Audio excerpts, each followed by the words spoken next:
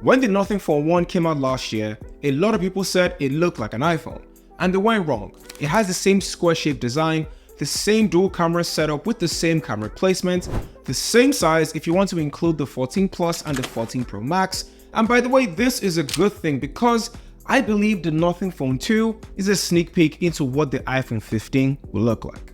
Let me explain. So you see, the Nothing Phone 2 follows the same design as the Phone 1.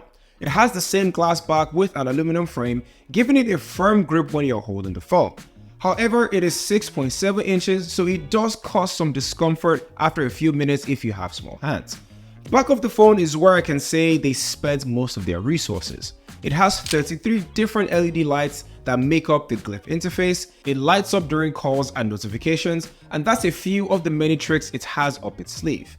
It has a USB-C port at the bottom and front-facing speakers at the top of the display. While the design is unique in its own way, it still took inspiration from the iPhone, which is no surprise as this is the most popular brand in the world. It has a square design, although it is a stainless steel frame. The edges are sharper on the 14 Pro, making this one of the most uncomfortable phones to hold without a case. I highly recommend you use one. Now, one of the benefits of the iPhone is the form factor. Having a tall display is good, especially when watching videos, but nothing beats having a small phone in my opinion. It is easier to carry in your pocket, and you can reach all four corners of the display without stressing your fingers. That being said, which has the better design? Yes, design is subjective, but there is no denying that the Nothing Phone 2 looks better with the different lights at the back of the phone. Now, if you do buy one, you're going to get a lot of looks and questions about it because it is very unique. For $599, the display of the Nothing Phone 2 is impressive and is not so far off from the 14 Pro. It has an OLED LTPO panel with a 120Hz refresh rate and 1600 nits of max brightness. That's flagship level, and yes, I know the display is 1080p, but the difference isn't as noticeable as it may seem.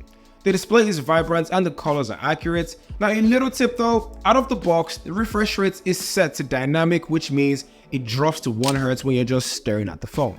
This optimizes the battery life, but if you're like me and you want 120 Hz all the time, you can change it to high. Now, the fingerprint scanner is fast and reliable, although I wish it was slightly elevated as that's where my eyes and fingers have been trained over the couple of years using a Samsung phone or a Pixel phone.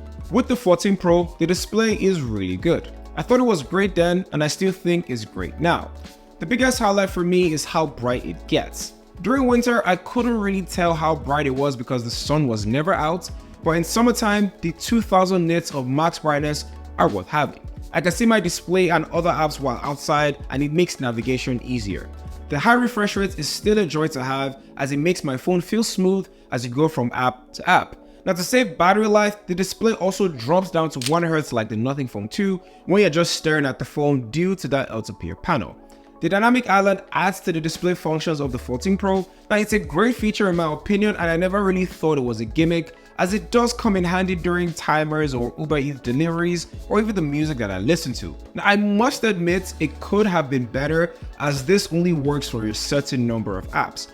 For a drastic change between the 13 Pro and the 14 Pro, the dynamic island should be doing way more. I mean, it even has the word dynamic in its name.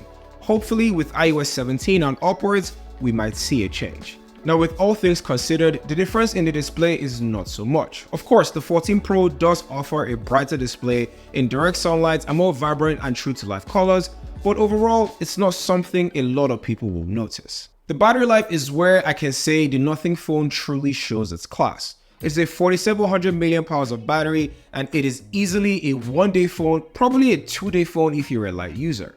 This is probably the best battery life on an Android phone right now, especially at this price point. It blows my mind on how just good the battery is. With the 14 Pro, the battery here still holds up pretty well 1 year later. I comfortably get 7 hours of screen time, sometimes 8 if it's just mindlessly scrolling on different social media apps. And that translates well if you're more of a conservative user. Now, after a year, my battery capacity is still at 100%, which is great because I have seen and heard some users are down to about 89 to 93%. That's on the average side as people use this phone for about 3 to 4 years.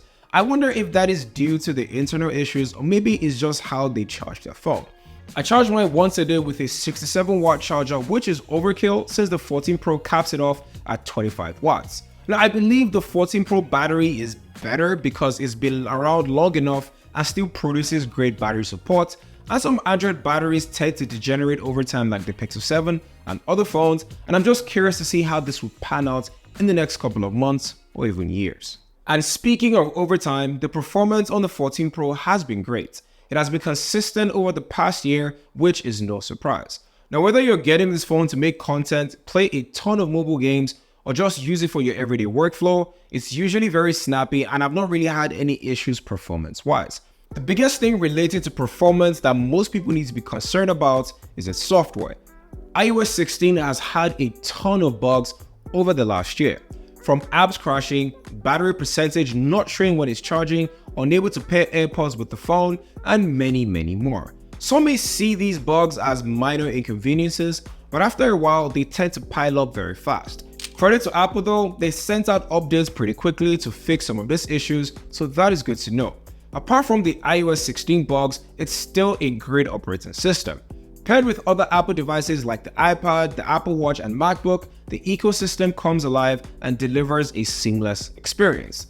The Nothing phone, on the other hand, has the Snapdragon 8 Gen 1 chip, which is a slower chip from last year, but if I'm being honest, it didn't feel slow or outdated. It opened apps pretty quickly without any issues, and RAM management was pretty good. Okay, let's talk about the cameras. Already, there is a mismatch because the 14 Pro has a dedicated telephoto lens, which the Nothing Phone 2 does not have. On paper, the Phone 2 has a 50 megapixel wide-angle lens and a 50 megapixel ultra-wide lens, while the iPhone 14 Pro has a 48 megapixel wide-angle and a 12 megapixel ultra-wide. But we all know megapixels are a mere suggestion when it comes to computational photography. The front-facing camera, the 14 Pro gave me more detail and dynamic range than the Phone 2, which for some reason made my skin softer. However, the 14 Pro also made my skin darker, which is an issue I've had with this phone in the past year. I also noticed the Phone 2 gave more saturation to its pictures. Side-by-side comparison on the ultra-wide lens between these two phones, and you can see the greens are greener while the sky is bluer on the Phone 2. Now, it's not a bad choice, it just comes down to preference, and I prefer the iPhone's natural look, and if I wanted to add more saturation, I would easily just edit these pictures in that regard. Portrait mode is way better on the 14 Pro, giving more depth to its subject and definitely gives more clarity. Now, using it on a different subject though, or a different picture, the results were better. With video, it's crazy because I kind of prefer the look on the Nothing Phone 2 and the iPhone 14 Pro, and it was shot at 1080p at 30 frames per second. It gets my skin tone more and does not darken my skin. Apple, if you're watching this, and I really hope you are, please do something about the camera quality for Black people. It's very important. That being said though, the overall better camera is the 14 Pro. Now, while the Phone 2 is good for its price, it has a lot of catching up to do. So here's the thing, the Nothing Phone 2 costs $599, while the 14 Pro at the moment is $999. That is a $300 difference and expensive for most people, but there is a catch.